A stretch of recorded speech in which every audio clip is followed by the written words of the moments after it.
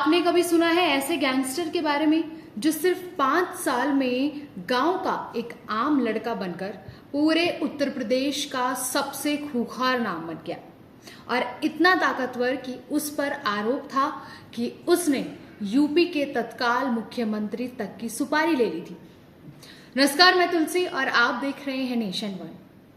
तो ये कहानी है श्री प्रकाश शुक्ला की, जिसे पुलिस रिकॉर्ड में शिव प्रकाश शुक्ला के नाम से भी जाना जाता है। 6 अक्टूबर 1973 को गोरखपुर के मामखोर गांव में पैदा हुआ प्रकाश बिल्कुल साधारण परिवार का लड़का था, लेकिन किस्मत ने ऐसा मोड़ लिया कि वो कॉलेज की पढ़ाई छोड़कर सिर्फ 20 साल की उम्र में अपराध की राह पर निकल पड़ा।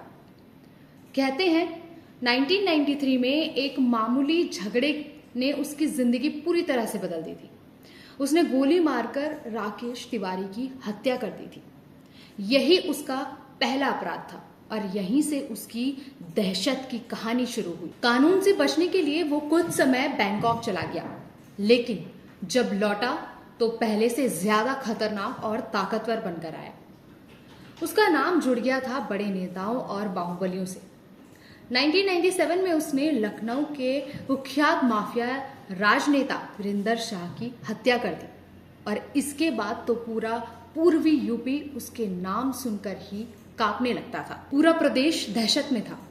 इसी वजह से 1998 में यूपी सरकार ने एक नई टीम बनाई, स्पेशल टास्क फोर्स STF। इसका एक ही मिशन था कि प्रकाश शुक्ला का अंत करना। पुलिस ने उसके मोबाइल लोकेशन को ट्रैक किया और उसके दिल्ली कनेक्शन तक पहुंची। 22 सितंबर 1998 को गाजियाबाद में STF ने उसका पीछा किया और फिर एक जबरदस्त एनकाउंटर में सिर्फ 25 साल की उम्र में इस खूंखार डॉन का अंत हो गया। उसकी मौत के बाद खुलासा हुआ कि कई बड़े नेता और अफसर उससे जुड़े हुए थे। उसके पास आधुनिक हथियार थे, AK-47 से लेकर ऑटोमेटिक पिस्तौल तक।